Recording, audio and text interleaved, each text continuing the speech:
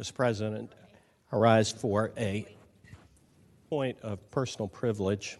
Senators, the floor.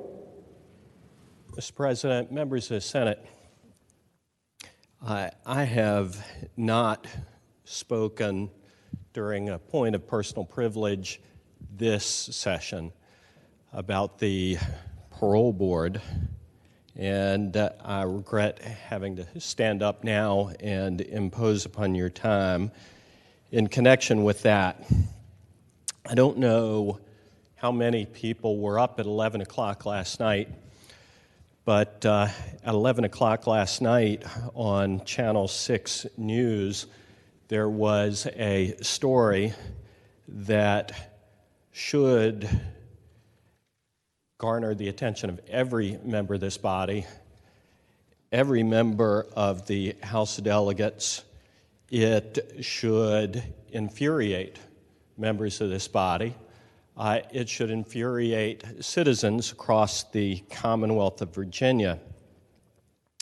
As you may remember, as you undoubtedly remember, back in July, following the release of Vincent Martin, there was a report that was issued by the Office of the Inspector General addressing certain complaints that had been made with respect to the actions of the Parole Board.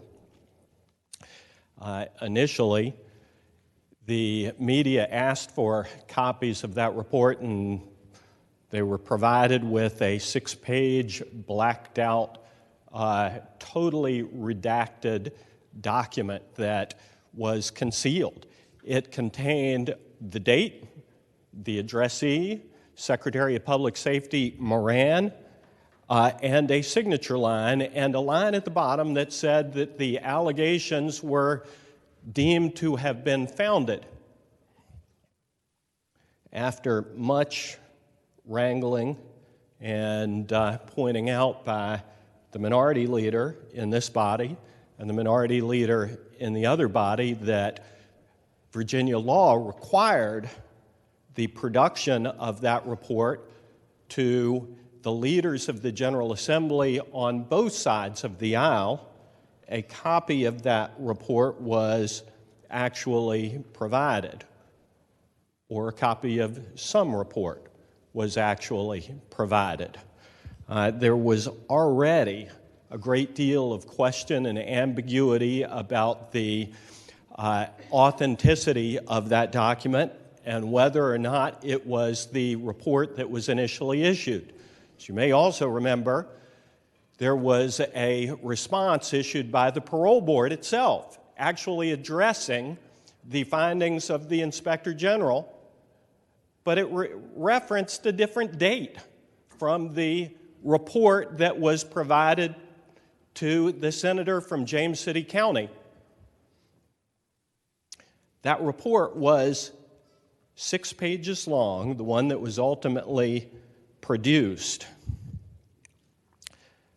What the story on TV 6 News revealed is that that was not apparently the real report.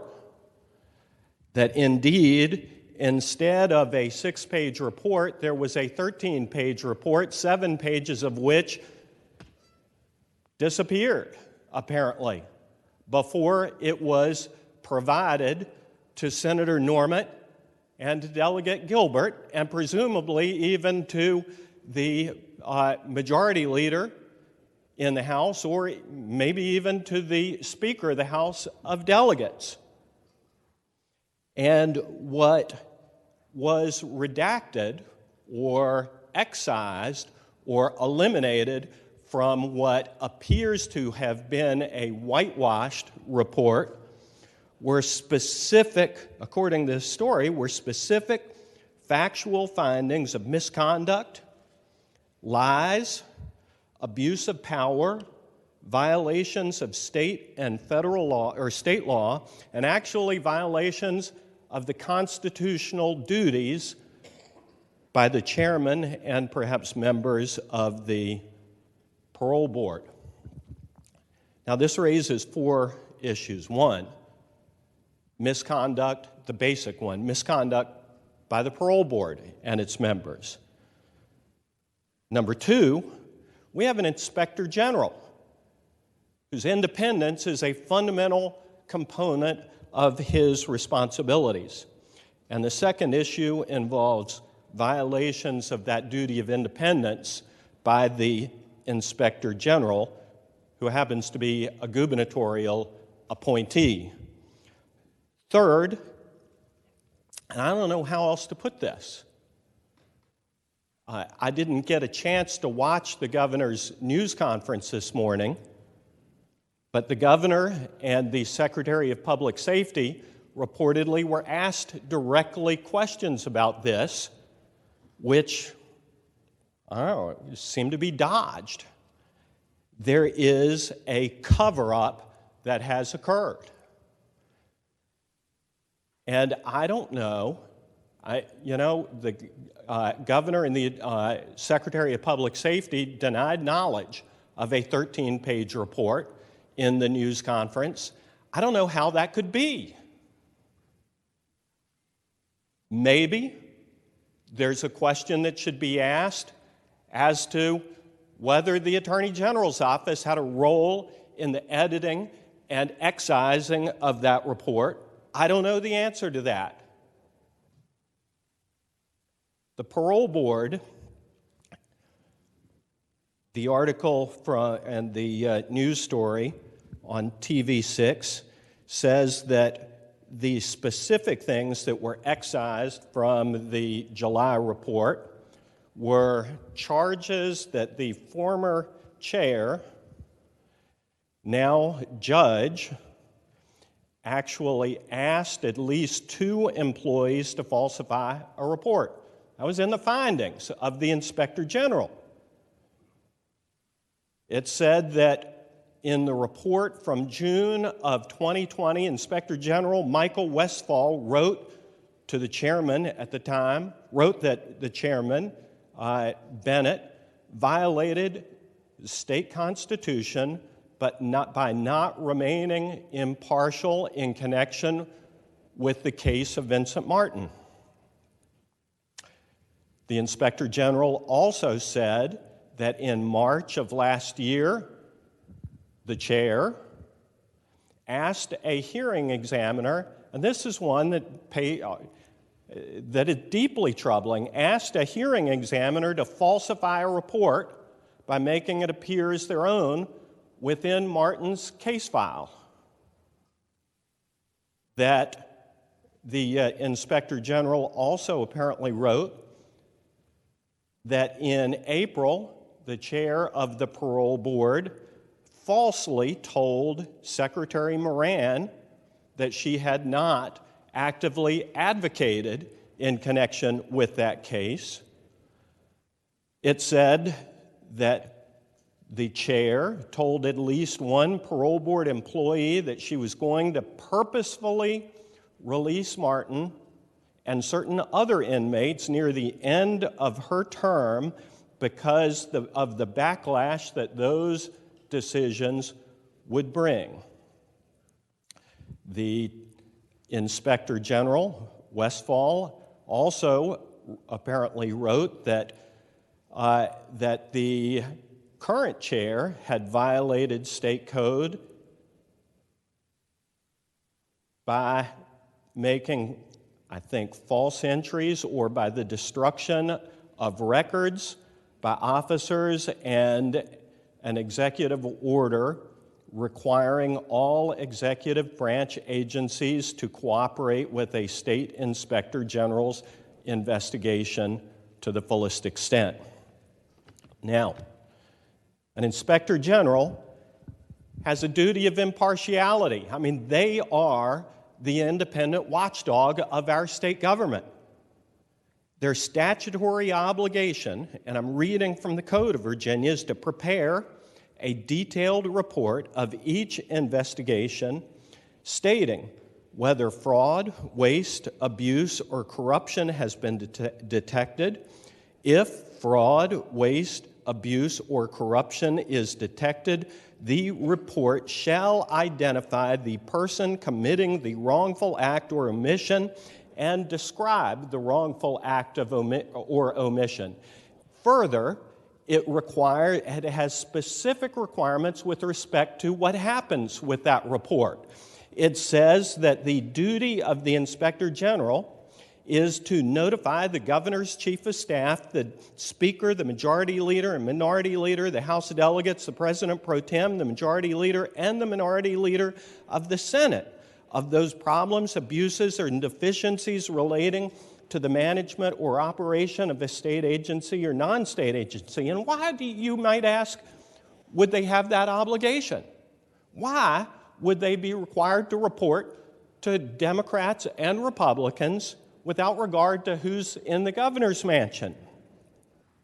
Well, it's to prevent cover-ups of fraud, waste, abuse, and corruption. How else do you do it? I mean, heck, if you want to cover it up, you just tell the folks who are in charge. But that's specifically why it is required that the minority leader of the House and the Senate be let into the loop.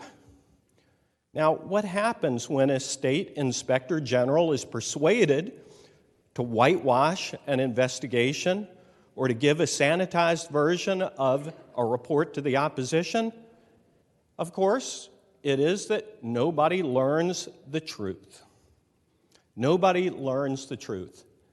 And that is what was going to happen in this case.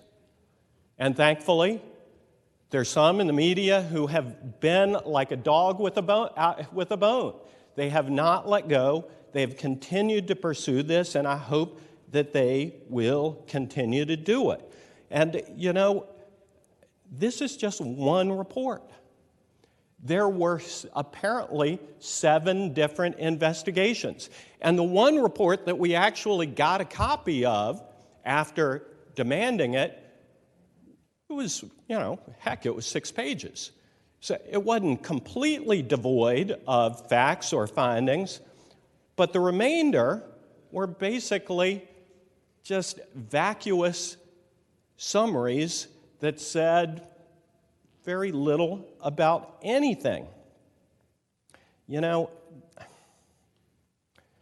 we need the governor's office to double down on transparency in this regard. We need them to demand that all 7 of these reports be produced as they statutorily should be. We need for the governor to answer questions about what happened to these other 7 pages. How is it that they wound up being excised from this report? Somebody led the whitewash, and I want to know who it was. And I hope that the people of Virginia, and I hope that the media will pursue this and get to the bottom of it. Now, let's talk about transparency for just a second. You know, there were 3 transparency bills that came out of this body with broad bipartisan support. 3 of them dealing with transparency of the parole board. And there was bipartisan cooperation in drafting these bills. They were things that we all agreed that the parole board and the administration ought to be sharing with the people of Virginia and the media. Well, in the House, the other end, only one of those bills even got docketed for a hearing. And the one that did was rewritten in the House in a manner that actually, in some ways, reduced the transparency required with respect to the parole board.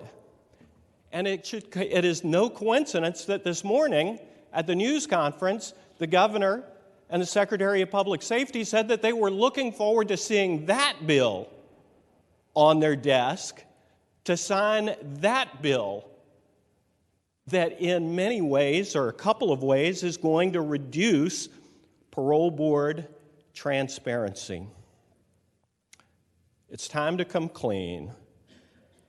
It's time to let some real sunshine in. And it's time to clean house. Mr. President, thank you.